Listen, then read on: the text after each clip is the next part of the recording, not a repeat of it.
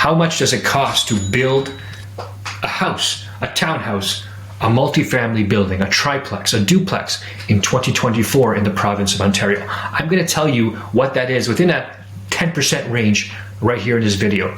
Okay, as we get started here, I want you to pay attention closely, because I'm going to show you live examples of projects that I'm building or we are designing, and why we've designed them in a certain way, and what these projects will cost to build. We know exactly what they will cost to build because we've done it before, and I want you to understand this data too, so you can go into your projects confidently and competently. If you get value from these videos, please do me a favor, subscribe, and share it with someone else who's going to take value from this also. Before we jump into the floor plans and numbers I'm going to show you, I want to give you a snapshot of what's going on in the Ontario development marketplace and the research that's gone in and what's happening with material costs. I don't usually like to read to you, but in some instances I'm going to read some comments here. The deceleration, things are getting cheaper, of construction costs was commenced in the latter half of 2022, persisted through 23. Rapid increases in interest rates across many of the world's major economies have contributed to a downward trend in inflation. Inflation down. Okay, indications of slowing inflation are evident not only in the consumer price index, but in sectors influencing construction costs. Okay, freight prices. So delivering wood, materials, electrical supplies, all that kind of stuff have come down to pre-pandemic levels. That's very important because shipping costs were crazy. Things weren't being shipped. That's all gone away and come back. Consequently, overall outcome has been characterized to low to moderate escalation rather than substantial cost reductions. So prices are about even. They've come down and kind of stayed there, at least in our perspective. The consensus really is that the scales are tilting toward more moderation of construction costs over the next 6 to 12 months. But this equilibrium could be short-lived, as rapid population growth, which we all know has happened, will inevitably drive demand for housing and infrastructure when rates come down.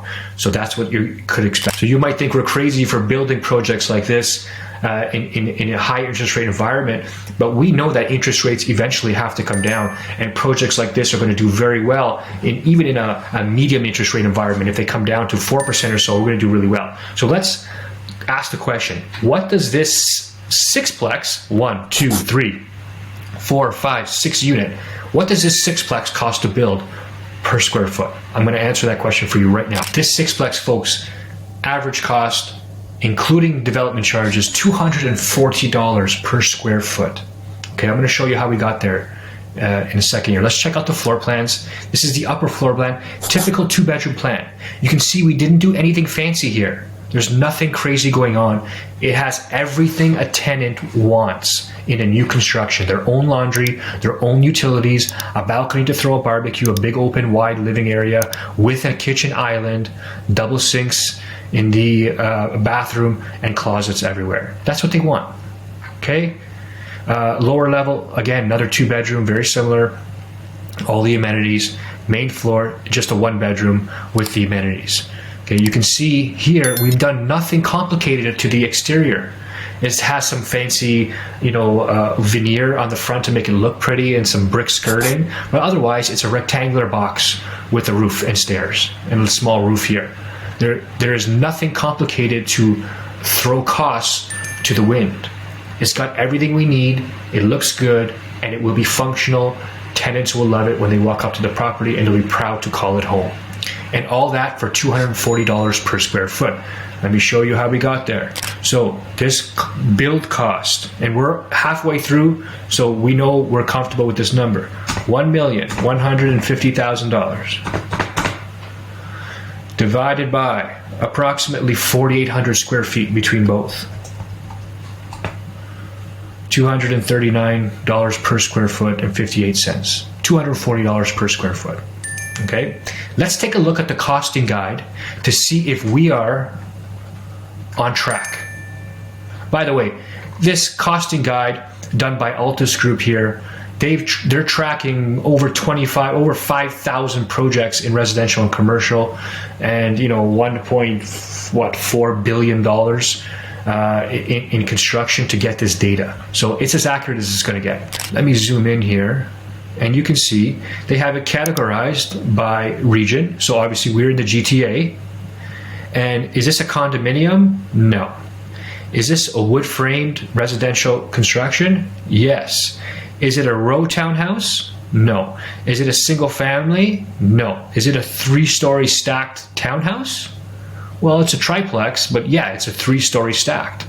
So let's go in this column, or sorry, this row up to the GTA column, and you have between 240 and 275 per square foot.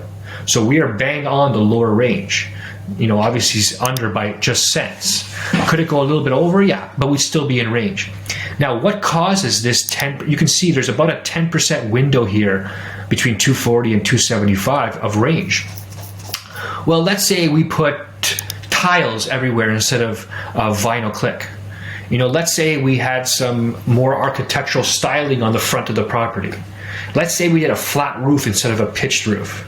You know, let's say we did balconies that were 2 or 3 times the size.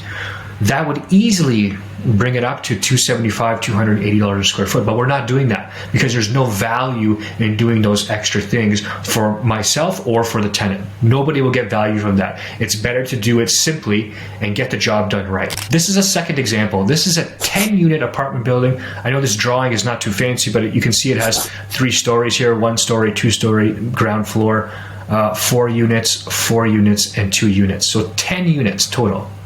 And here they are, 4 one-bedrooms on one level, another 2 one-bedrooms. This is 2 units on 2 stories. So you go up the stairs to the bedroom, bathroom, and laundry, while you have your living area and kitchen on the main level. That's 8 units, and the last 2 units are up here, these 2-bedroom units, to make 10 total. Again, nothing fancy. As you can see in this smaller picture, it is a rectangular box with, you know, very, very small balconies built into the frame. Like, we're not even jutting out for balconies here. Yeah, there's parking in the back, but that's not a huge cost. That's just part of the landscape we have to do. There's nothing crazy going on here. We've simplified it, and as you can see from the units we've designed, very simple. Bedroom, bathroom, laundry, L kitchen, living dining area. That's a smaller unit. The 2 bedrooms, you know, kitchen, we'll have an island here, living dining, laundry, 2 bedrooms with closets, bathroom, hall closet. Very simple, to the point. It's got everything everybody wants and nothing no one needs, essentially. That keeps costs down, landlords happy, and tenants happy. But how much does it cost to build this, Paul? This looks like an enormous project. It's not just a simple triplex. Well, let's find out. You know, let's stay in our GTA here. Is this a condominium up to 12 stories? No. No. Is this wood framed? Yes. Is it a row townhouse? No. Is it a single family residential? No. Is it a 3-story stacked townhouse? Maybe. Is it up to 6-story wood framed condo? I would say it's probably closer to this. You know, even though we're not doing 6 stories, it is, you know, 10 units. So it's closer to this than it is this. So let's see what's going on here. Let's take this row. Let's go all the way across to the GTA, and you can see the low end is very similar, 245, but the high end is much, much higher. So what's causing this? You know, I would say 30% difference in price. That has to do with if it's actually a condo building or not. Like, do you have in a 6-story huge condo building, you might have a lobby. You could have underground parking. You know, you could have a mailbox room and a lounge area. You could have public amenities for people in there, and we don't have that here. This is strictly an apartment building, and everyone has an own individual entrance. So we're going to be closer to this area, but how close are we going to be? Let's find out. So let's take out our calculator. We know, including development charges, this is going to be $1,705,000. Okay. The only thing I did not add here was a contingency fee. So, you know, we'll add $50,000 as a contingency, to be fair. Okay.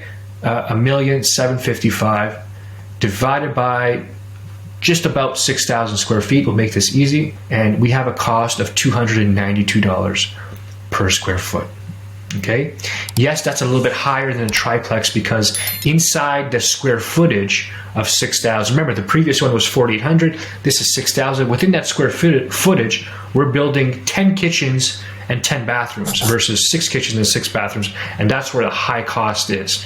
Okay, never mind all the plumbing and fire stops, etc. But when we go back to our building cost chart here, you can see, the range is 240 to 330, and we're essentially coming in right in the middle. Could we do things to lower that cost? Yes, we could. We can absolutely do that, and we're going to do whatever we can without sacrificing quality and cutting corners. That's the important part. So use this guide. It's important to use this guide when you're evaluating your construction projects. Talk to your builder, and hey, talk to me. I'm here to help you. Okay? If you want to understand this stuff better, more clearly, and you want to get into your first construction project, your first infill development project, you're looking to become an investor, download my book. Okay, download my book. I finally did it. Everyone's been asking me. I download the book. It's in the comments right here. Take you 5 seconds. Okay, and you'll understand this market, this economy, and what we're doing in 2024 much better. And if you need help, I got your back.